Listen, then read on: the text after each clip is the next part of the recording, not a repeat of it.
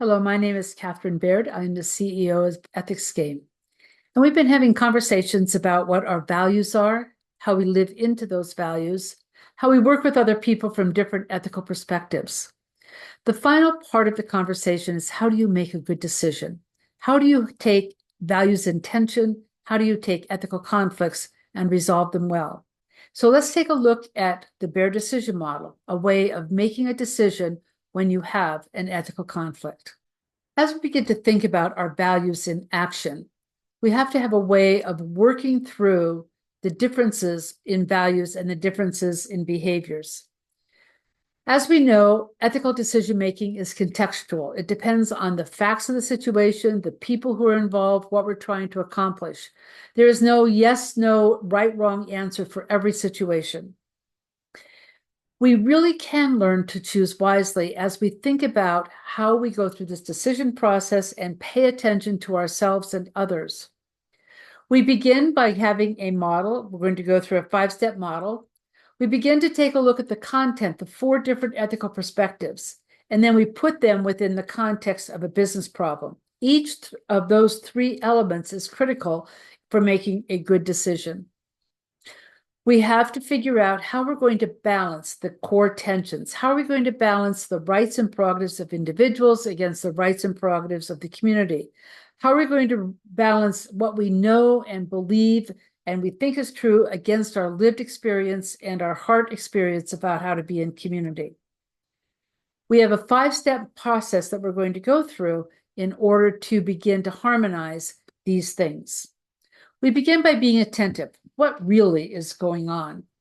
We talk about the facts, the assumptions. Many times in a class, you'll have a case study. If you're not in a class, you'll begin to gather those facts from the situation that you're in. What would you like to know that you don't? We never know everything. We never can have all of the facts. We have as many as we can get. We always bring assumptions to the party as well. What information do you infer? What do you think is going on given the history of the situation? What do you think is going on given your own experiences? What biases or prejudices might be influencing you? As you identify the facts, you begin to take a look at what are the values in tension? Is there a tension between following the rules and being flexible, our head and heart?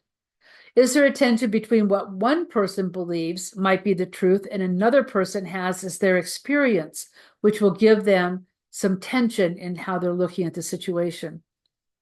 We then have, what tension do you feel as a decision maker? Are you making the decision for yourself, or are you making it in your role in an organization for the organizations as a whole? What are the other stakeholders seeing as a tension between themselves, their smaller group, and the larger community? Once you've identified the values in tension, we begin to take a look at the ethical boundaries. Each of the 4 ethical lenses has a set of questions or a set of criteria that they use. As we begin to harmonize individuals and their heart, we realize that individuals will make choices that contribute to their happiness, allow them to thrive. As we take a look at individuals with their heads, they're going to use their reason to determine their universal principles, things that are critical to them in their identity as an ethical person.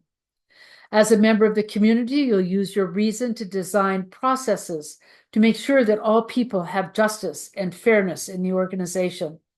And as the community engages its heart, they will figure out the character traits, the behaviors that represent virtuous living. As you begin to think then about each of the lenses, we're going to give you a set of foundational questions that will help you understand how people using these different lenses might answer a question. As you work your way through them, imagine how someone using that ethical perspective would analyze the problem. And as you work through the problem, use the information about the characteristics of each of the lenses. It's really important not to solve the problem at this point. As you begin to identify the kinds of behaviors that will be considered ethical from each perspective, you will have ideas that you didn't have at the beginning. You'll begin to see possibilities that would not have existed. And then as you think about the reasons people would give to explain their position, again, you will see different opportunities. So we begin with the results lens. Individuals follow their hearts. What consequences can I tolerate? Am I willing to, for example, to call attention to this problem within the organization and perhaps be fired? What would allow me and others to thrive? How can I be a beacon for truth or a beacon for integrity or for excellence in what I do that will help me thrive? What agreements do I have? These are both explicit agreements and implicit agreements. These are contracts that are in writing and understandings we have with each other about how we're going to live in community. What are my own rights and responsibilities, and what are my own reasons for acting? Are they for the best of all involved, or are they selfishly only for me? And then we move into the process side. What would a fair process look like? Whose voice needs to be heard? Who doesn't have a seat at the table? Who is being a stakeholder but may not be asked what they think is important or right in the situation? How do I care for those without power? And then finally, what virtues are exemplary for my role? What behaviors are required for my role? We find that the lens that we like the best are the questions that we ask.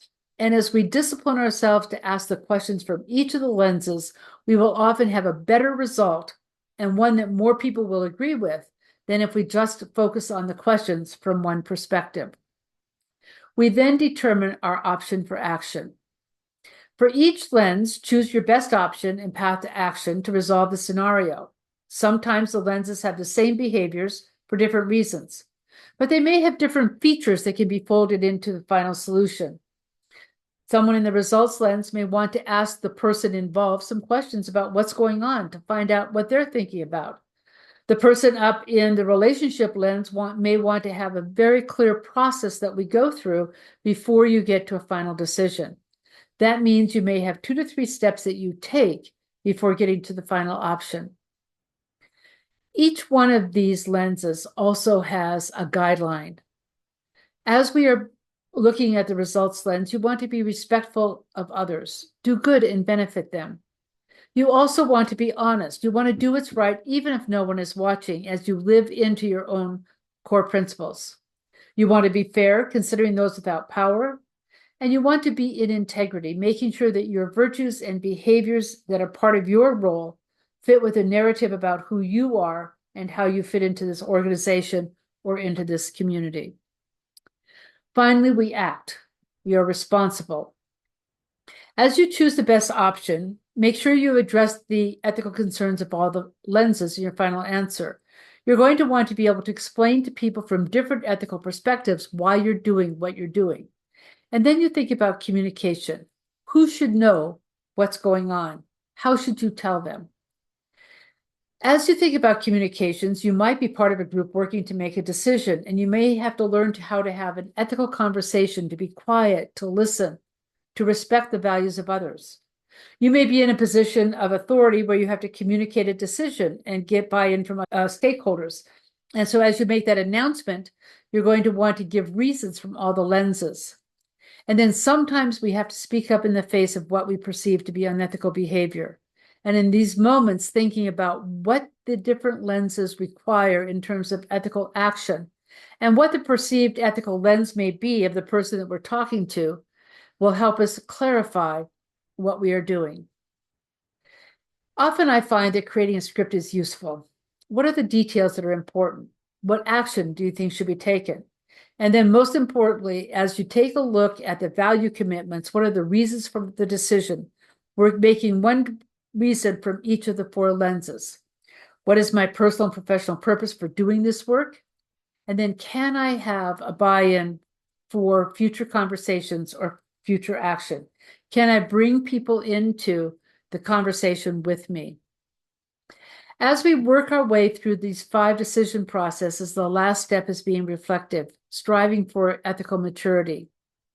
As we begin to think about this, we begin to realize that all 4 of these lenses have things and qualities that help us to become a better human being.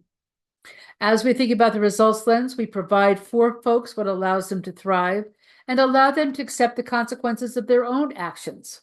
We don't have victims. We also treat people as fully functioning adults who can make choices on their own, who have ideals they want to live in. In the relationship lens, we want to make sure that all the constituents are at the table, and that we have processes that have a purpose and that will lead us to better decisions. And then finally, as we think about our role and our reputation, We seek excellence in all that we do.